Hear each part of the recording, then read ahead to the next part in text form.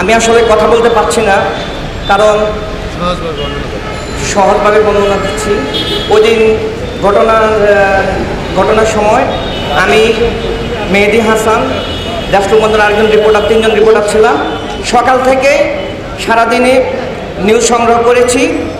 পরবর্তী নিচে ছিলাম, নিচ থেকে উপরে যখন উঠি তখন 25 নাম্বার ট্যাঙ্ক এসিপি, ওনার সাথে আমাদের অনেক কথা হয়েছে। আমরা অনেক নিউজ সংগ্রহ করছি, ওনার সাথে অনেক কথা হয়েছিল, অনেক আলোচনা হয়েছিল।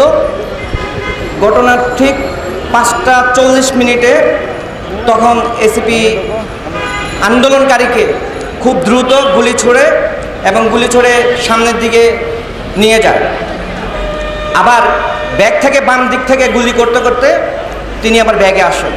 ব্যাগে আসার পরে মেহেদি যে জায়গাটা ছিল তার 10 গজের মধ্যে আমি ছিলাম, অর্থাৎ আমি ছিলাম বাম পাশে, ডান পাশে, মেহেদি ছিল বাম পাশে, মাঝখানে। তখন এসিপি ট্যাঙ্কটিকে ব্যাক করে সরাসরি মেয়েদেরকে লক্ষ্য করে গুলিটি করে। আমার চোখের সামনে এই ঘটনাটি ঘটে। এই আমার বক্তব্য। আমরা তার আসলে ঘটনার আকস্মিকতায় আমাদের ছোট ভাই ইমন হতবিহ্বল হয়ে পড়েছে। সে এখনও কিন্তু স্বাভাবিকতা তার ফিরে আসেনি, কারণ তার চোখের সামনে তারই প্রিয় সহকর্মী গুলিতে লুটিয়ে পড়েছে, তার মৃত্যু দেখেছে, নৃশংস হত্যাকাণ্ড দেখেছে। সেই